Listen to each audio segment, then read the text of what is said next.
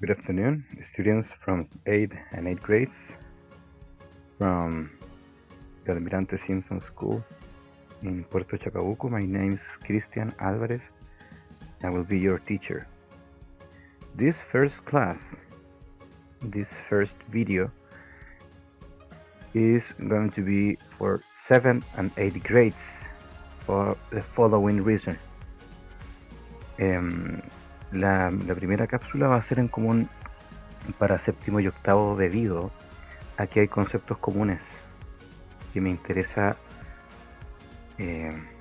consolidar en ambos niveles. Luego podremos diferenciarlos. Luego podremos ver contenidos distintos. Por el momento necesitamos para el día de hoy que usted esté atento para poder utilizar conceptos de forma bastante rápida, ¿okay? Lo que me interesa son los conceptos de adjetivo, adjective, la característica, ¿cierto? El adjetivo es la característica. Dentro del discurso, el adjetivo viene a presentar formas, tamaños, cantidades, todos los aspectos de las características de las cosas las expresan adjetivos. Inclusive los números. Sí, los números también funcionan como adjetivos cuando están expresando una característica de algo. Lo cuantitativo, este concepto es importante y de aquí lo van a ir viendo muchas veces. Lo cuantitativo, en inglés quantitative. Lo cuantitativo tiene que ver con las cantidades, ¿ya?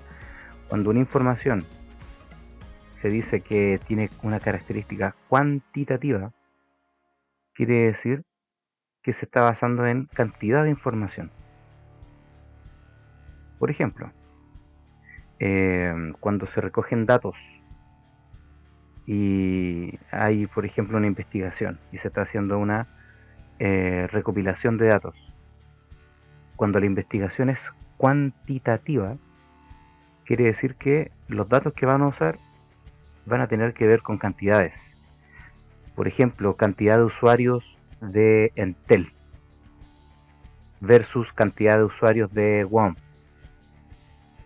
Y lo que se va a usar en esa investigación, por ejemplo, es qué cantidad de usuarios está conforme con su compañía. Entonces ahí no se requiere, digamos, más que de una cantidad. Entonces eso apunta a lo cuantitativo, a las cantidades. El sustantivo, noun, en inglés, noun. Y sobre los temas que vamos a comenzar a ver, si ese sustantivo es contable o incontable, ¿ya? Countable or uncountable. ¿Qué quiere decir eso? Que en las expresiones, ¿cierto?, que podemos utilizar en relación a algunos sustantivos, va a ser preferible utilizar algunas que coincidan con una característica que les voy a explicar y que se va a establecer en estas clases, que son contables o que se les llama que no son contables a algunos. Ya eso lo vamos a ver el día de hoy. We'll start learning about some basic amount expressions. Aprenderemos algunas expresiones básicas para expresar cantidades. The basic expressions about amounts are present at daily basis when you ask things like this. How many times did you go to Aysén last week? About 5 times. Quiere decir esto que las expresiones utilizadas para expresar cantidades están presentes diariamente. Por ejemplo, cuando preguntamos cuántas veces fuiste a Aysén la semana pasada, como 5 veces. We have two basic ways to ask about amounts in English. How many? How much? How many? ¿Cuántas o cuántos? How much? ¿Cuánta? ¿Cuánto?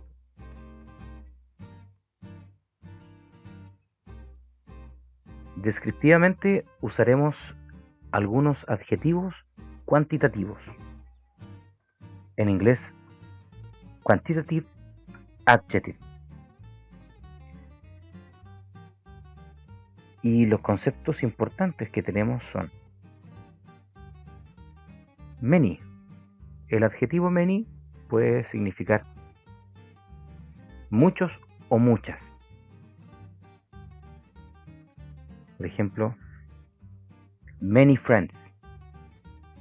Muchos amigos o muchas amigas. Many friends. Countable. Es utilizada este adjetivo cuantitativo, quantitative adjective. Many es usado para cosas que podemos contar. A diferencia del much. Much es un adjetivo, también es un adjetivo cuantitativo, que significa mucho o mucha, pero es para cosas que no podemos contar. Entonces, esto lo tenemos que incorporar dentro de nuestra forma de pensar, dentro de nuestro pensamiento, tomando en cuenta lo siguiente. ¿Qué significa que hayan cosas que podemos contar y otras que no? Ustedes me podrán decir, pero todas las cosas se pueden contar. Correcto. Todo es medible. Pero muchas veces no todo se mide o se cuenta de la misma manera, de la misma forma, y tiene que ver con expresiones, ya tiene que ver con estilos de cómo se expresan. El lenguaje tiene en sí formas de expresar las cosas. Esa es en parte la explicación. Cada lenguaje va desarrollando expresiones, y esas expresiones terminan formando reglas de cómo decir las cosas y cómo no. Bien, eso era con respecto a los adjetivos. No vamos a ir mucho más allá con ese tema de los adjetivos, porque es bien puntual el uso que vamos a tener de ellos. Sin embargo,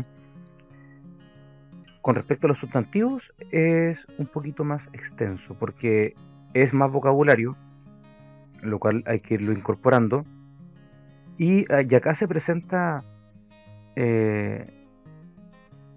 un tema que podríamos calificar como algo idiomático, ¿ya? Algo propio del idioma que muchas veces no se analiza, y para poder construir correctamente nuestras frases, para poder utilizar las expresiones, tenemos que entender que el lenguaje inglés, ¿cierto? El idioma inglés no funciona igual que el español en algunos aspectos. Entonces, importante el tema de lo idiomático, algo propio del idioma. Importante entender esta división que experimentamos en los sustantivos, como son los contables y no contables. Es algo, digamos, de bastante análisis a nivel lingüístico, discusión muchas veces, pero es un tema también interesante. Vamos a ver algunos ejemplos como introducción y nos vamos a dedicar un tiempo a esto. Vamos a dedicar tal vez una clase completa a este tipo de sustantivos, a los nouns, countable nouns, uncountable nouns. Entonces vamos a comenzar con el primer ejemplo. La palabra pan. La palabra pan es un concepto incontable, y esto para nosotros puede ser raro, si acá estamos acostumbrados a hablar de pan en plural. ¿Cuántos panes van a querer? Entonces es algo común. Idiomáticamente en inglés eso no se utiliza de esa manera en el diario vivir, porque la palabra bread no tiene plural, no existe formalmente la palabra breads, la palabra panes en inglés no existe. Se está incorporando lentamente porque está ocurriendo, ¿cierto?, por la influencia del español, ¿cierto?, que este término se está, digamos, españolizando y es usado muchas veces la palabra breads, la palabra panes, pero no es común. Hasta hace pocos años era prácticamente considerado incorrecto. Ahora ya se está, digamos, ampliando un poco. Ellos están entendiendo, ellos están comenzando a adaptar, digamos, al español. Es una influencia que estamos ejerciendo desde el idioma español al idioma inglés. Pero más allá de eso, la palabra breads, el plural de pan en inglés, no existe. La explicación de eso consiste en que en inglés el sustantivo pan es un nombre genérico. Es un nombre genérico. ¿Qué quiere decir eso? Es como una categoría, es como algo más general. No hace referencia a un objeto individual, a un elemento individual, sino hace referencia a lo que es una clase de objeto, algo genérico, como una categoría de pan. Entonces viene a ser como una categoría frente a lo que sería un sándwich. Eso sí se puede contar. One sandwich, two sandwiches, three sandwiches, uno, dos o tres sándwiches. A piece of bread, un trozo de pan. A slide of bread, una rebanada de pan. Eso ya es específico y siempre ha sido contable. Siguiendo con esta, digamos, explicación, ¿cierto?, idiomática de este asunto, del cual vamos a profundizar también un poquito más. Todos los líquidos son incontables. Prueba de ello es que ningún líquido tiene plural en inglés. Por ejemplo, leche en inglés, milk, no tiene plural. Y no es correcto contar las leches. Eso no tiene, digamos, mayor sentido en inglés. Te mirarían así extremadamente raro, porque no existen los plurales en este tipo de palabras. Milks, no existe. Milks. El café, coffee, no tiene plural tampoco porque igual es un líquido. Entonces, el caso que se da con el café, por ejemplo, en que acá en Chile podemos pedir en un local, podemos pedir dos cafés, pero eso en sí no hace tanta referencia al líquido café, sino hace referencia a las tazas de café.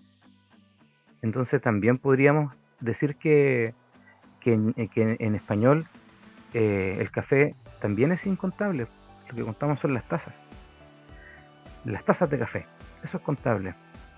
Eh, los litros de leche o las cajas de leche, eso es lo contable, pero no el líquido en sí. Eso ocurre en inglés. En español hay reglas que son distintas. Obviamente son idiomas distintos y tienen temas idiomáticos diferentes, ¿ya? Acá entonces nos vamos a enfocar en eso, en hacer una correcta descripción de lo que es contable y no contable, para así después poder construir frases y expresiones que estén correctas. Bueno, queridos estudiantes, vamos a la actividad. Esto de investigar y pensar, ¿cierto? Tiene que ver con el desarrollo del pensamiento a nivel de toma de decisiones, a nivel de investigación, que es muy importante. Entonces usted va a tener que copiar la siguiente pregunta en su cuaderno. How many nouns in the list are countable or uncountable? ¿Cuántos sustantivos en la lista son contables o incontables?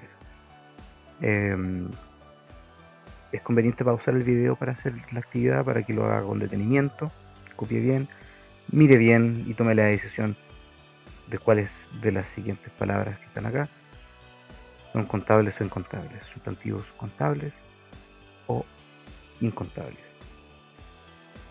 Entonces usted me escribe la pregunta en su cuaderno y la respuesta lleva a la siguiente estructura. There are 2 countable nouns and 3 uncountable nouns. Entonces, usted me tiene que responder diciendo, hay 2 o 3 o 4 sustantivos contables y 5 sustantivos incontables. Eso es lo que usted me está diciendo en esa respuesta. ¿Ya? Como ejemplo, les voy a presentar cómo tiene que quedar esto en su cuaderno. En su cuaderno pone la fecha, cuando realiza su tarea, junto con todos los apuntes que usted ha tomado en relación a este video, y me escribe la pregunta en inglés. How many nouns in the list are countable or uncountable? Entonces, usted visualiza el cuadro con los sustantivos y en base a lo que usted vea, en base a la decisión que usted tome, de qué corresponde cada uno, investigando, ¿cierto?